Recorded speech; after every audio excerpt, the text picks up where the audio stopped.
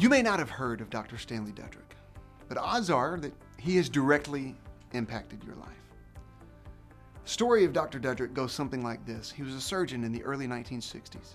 Time and again, he would lose patients who had had perfect surgical procedures, not because of a slip of a scalpel, not because anything went wrong in the surgery room. He would lose patients due to malnutrition. In a country where more of our ailments are attached to overeating than to hunger, in a facility where there was a cafeteria that was serving hot meals 24 hours a day, he had patients on his table that he was committed to serving. And he would lose them because of malnutrition.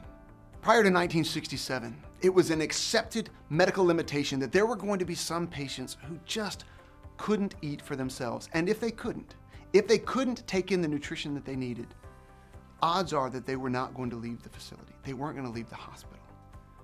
Because he wasn't satisfied with that limitation, he created what we call TPN, intravenous feeding. He's credited with saving the lives of tens of millions of people.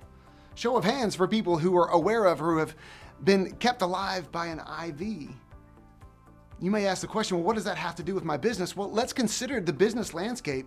The whole world is exposed to your message at the click of a button through social media. Talent in the workforce is strong and it's abundant, and employee training resources have never been more readily available. And yet, signs of malnourishment are everywhere. What does malnourishment or failure to nurture look like in a workplace? Well, here are a few examples. Number one, high attrition rates. The Saratoga Institute suggests that the average internal cost of turnover ranges from 1 year's pay plus benefits to 2 years' salary. Did you catch that? Other research indicates figures as high as 150% of an employee's base salary for attrition, for replacing people. And here's the thing, attrition is a misappropriation of resources, and it is absolutely avoidable. Number two, employee apathy. Kind of define that a little bit. These are people who neither provide a spark to your work environment, nor will they receive one. They're there, they show up, they do only what is absolutely necessary. But when they serve as representatives of your entire organization to a client or to a coworker, the Gallup organization estimates that there are 22 million actively disengaged employees, costing the economy as much as $350 billion per year in lost productivity. That includes absenteeism, illness, and other low morale issues. You want to think about employee apathy, picture this. It's a zombie in a business suit. Number three, toxic. Just the fact that we all know the word itself, toxic, you hear it all the time, the proliferation of the term. And indeed, the experience of toxic behaviors amongst individuals and entire companies, it's reached pandemic proportions. Experts assert that as much as 25 to 30% of internal environments and, catch this, 25 to 30% of internal environments and external experiences of companies in America today are in the toxic range. Want to know the telltale signs for toxicity? Check these out. Unhealthy communication patterns.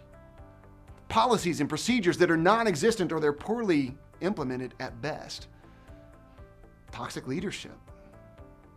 Negativity becomes the defining characteristic of a toxic environment. And finally, employee health. Actual employee health suffers. Personal lives suffer from exposure over time to toxic environments. Here's the deal. Malnourishment, it's not just the absence of food. It's not enough just for you to say, I pay you, therefore you work. No touch is neutral. Every encounter leaves an impression. It's a tally mark in the column of either I feel valued or I feel underappreciated. Over time, those tally marks represent a level of nourishment that either fuels or it forbids growth. Let me say that again. Over time, it either fuels or it forbids growth. So how are you intentionally delivering the nourishment necessary for your team to produce? What systems are failing to allow for growth? Stanley Dudrick was positioned and equipped to deny death itself from taking his patients through starvation. Who are you positioned to feed?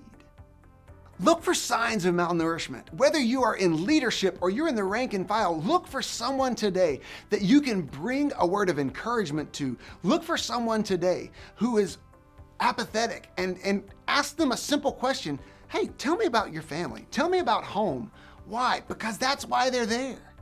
They are there so that they can say yes to something back home. And if you can remind them of that, if you can bring purpose to their work, you never know what you may do for them, what they may do for your company, and what your company may have in store for you. That is why nutrition is so vital, and while malnutrition is deadly.